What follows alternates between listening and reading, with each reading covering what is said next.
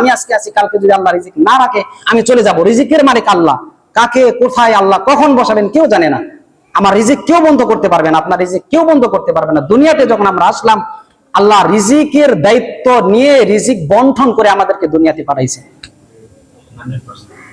মা মিন ফিল আরদি দাব্বাতিন ইল্লা আলাল্লাহি রিজকুহা। বান্দা তুমি জমিনে যাইবা, যাওয়ার পরে শুধু আমার গোলামি করবা, আমার গোলামি করবা। রিজিক আমি আল্লাহ নিজে তোমারে বন্টন করে দেব। সমুদ্রের মধ্যে, আচ্ছা বলেন তো দেখি, লক্ষ লক্ষ প্রাণী সমুদ্রের নিচে আছে না? এই পানিটাকে রিজিক পৌঁছায় কি? আপনি পৌঁছান, আমি পৌঁছাই, দেশের কোন সরকার পৌঁছায়? কে পৌঁছায় বলেন তো দেখি? গর্তের মধ্যে যে পিপিলিকা, যেই পিপিলিকা যার নিমিষের কোনো খবর আমরা রাখি না, এই পিপিলিকাকে প্রত্যেকদিন দিনে 1 লোকমা খাবার খাওয়াই কে? আল্লাহ। এই রিজিক কি আপনাদের নামে দেই?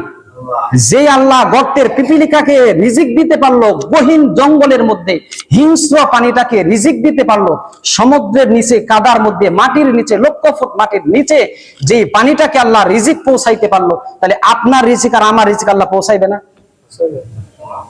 100তে 100 পৌঁছাবেন। একটা কথা সারা জীবন মনে রাখবেন, যদি আল্লাহর পথে থাকেন, আল্লাহর রাস্তায় থাকেন, তাহলে রিজিক আপনার কাছে আসতে বাধ্য। আর যদি আল্লাহর পথ থেকে সরে দাঁড়ান, যদি কুফরি এবং শিরকের মধ্যে লিপ্ত হয়ে যান, তাহলে রিজিক তো দূরের কথা, দুনিয়াতে নমরুদের মতো জুতা পিটা খায়ে দুনিয়া থেকে বিদায় নিতে হবে। কথা বলেন ঠিক কিনা? সারা পৃথিবীকে রাজত্ব দিয়েছিল নমরুদ। 4 জন বাচ্চার মধ্যে একজন বাচ্চা, সারা দুনিয়াতে রাজত্ব করছে নমরুদ।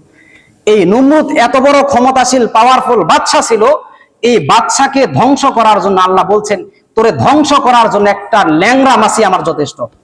পৃথিবীর মধ্যে যত বড় ক্ষমতা বাদশা আসবে, তাদেরকে ধ্বংস করার জন্য আল্লাহ তত ক্ষুদ্র বাহিনী পাঠাবেন। এদেরকে ধ্বংস করার জন্য বড় কোনো ফোর্স পাঠানো লাগে নাই।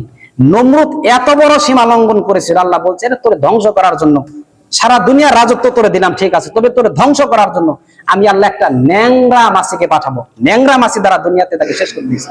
ন্যাংরা মাছির মধ্যে যখন কানের মধ্যে ঢুকছে, নাকের মধ্যে দিয়া, মাথার মধ্যে যখন কামড়ানো শুরু করছে, নমরুদ পাগল হয়ে গেছে, কি করবে?